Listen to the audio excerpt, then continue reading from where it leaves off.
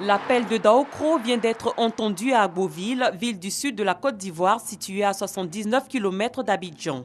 Le secrétaire général adjoint du RDR chargé des mouvements politiques a investi cette localité qu'il a vu naître en vue d'expliquer aux populations le contenu et l'intérêt de l'appel à la candidature unique du président Alassane Ouattara au sein du RHDP en 2015, lancé le 17 septembre dernier à Daokro par le président Henri Konan Bédié.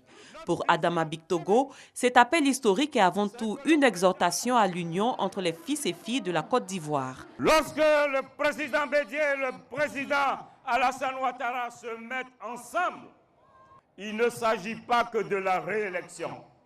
À la vérité, ce dont il s'agit, ils ont décidé tous les deux, définitivement, la Côte d'Ivoire doit arrêter d'avoir une gestion clanique, communautariste de l'État.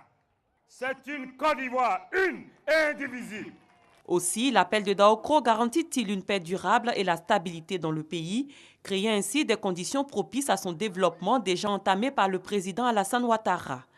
Alassane Ouattara a fait la fondation de la Côte d'Ivoire. Il a monté les murs.